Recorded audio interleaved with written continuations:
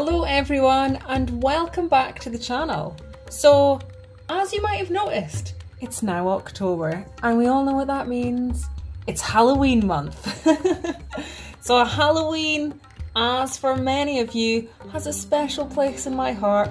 It might even be more exciting than Christmas. So this month we will have 4 videos, one a week, every Saturday at 10 o'clock.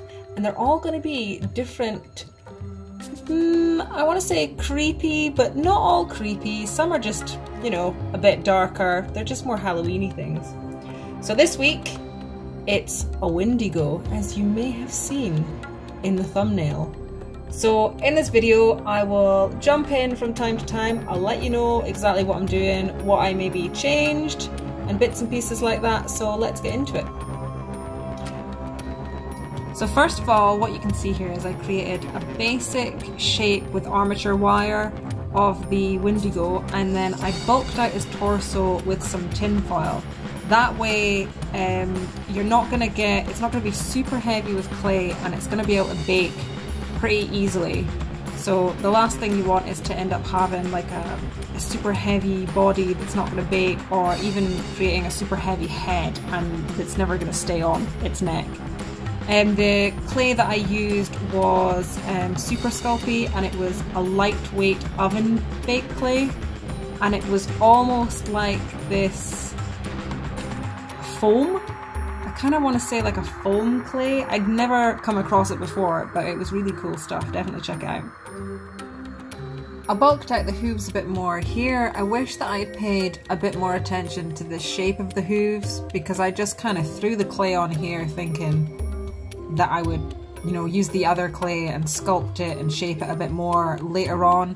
But if I just spent a little more time thinking about it, then I could have saved myself a bit more clay, because I used quite a lot of clay having to get the shape of the hooves later on. But that's fine, because we remember this for next time. And then next up I did the head. The head, I just rolled up some tin foil into a ball, and then I worked from there. I wasn't planning on getting the exact shape and every single little bit of detail for a skull. I just went for the basic shape and kind of wanted, I didn't want it to look real, you know, I wanted it to look kind of cartoony, figurey. But yeah, I mean, it took a lot of work doing the skull, but I think it was well worth it in the end. It looks pretty good, man, for a first time anyway.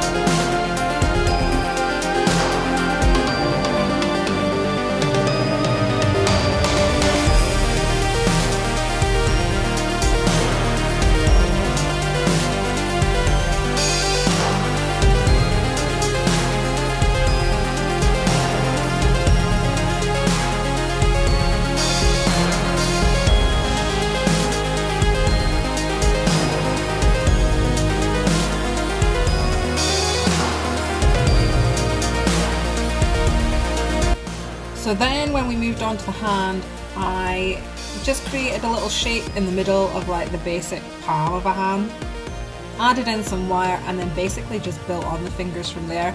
I wanted them to be long and creepy with long nails, and I didn't really try that hard with these hands. I just kind of added on maybe some knuckles at the top, and then, you know, I kind of just squeezed around the fingers and the knuckles, and that appeared anyway.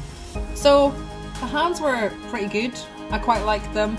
The first hand's nails are a bit weird, the second hand's nails are a lot better, but I didn't really want to go back to the start and redo another hand, so we just went with it.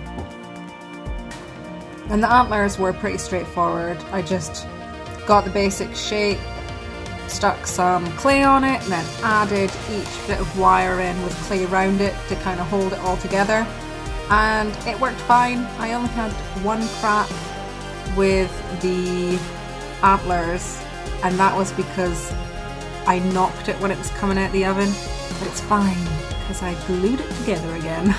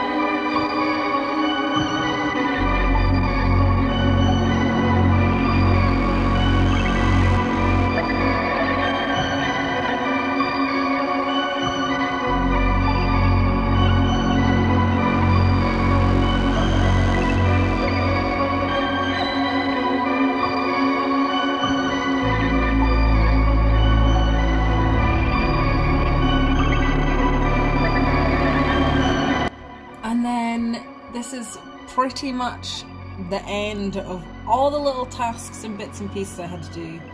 I just painted the whole of his head white, well, the whole of the skull and the antlers white, and then I went over it with like a brown wash.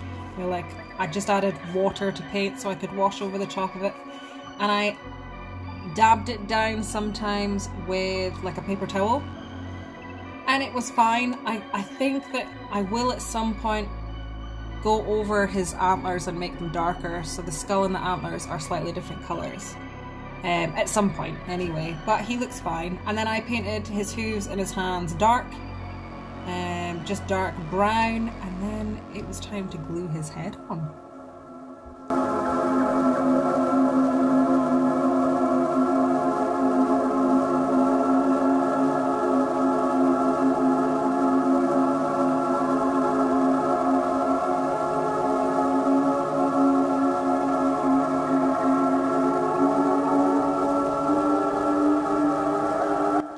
And then there was a bit more faffing about with some of the fabric to get it on him, but I did get it on. I kind of cut round his legs and stuff to, you know, have it sit a bit better, and in the end I bulked out his legs a bit more, and I also stitched the underneath of his fur so it would sit a bit more against his body, because, you know, he's not going to wander about with saggy fabric on.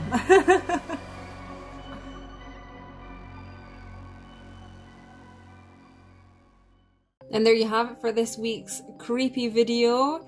If you like it, guys, give it a thumbs up. Also remember, you are very welcome to subscribe and join the little family that we have growing. So thank you again, everybody, for your support, and we will see you next week for something else that's rather creepy.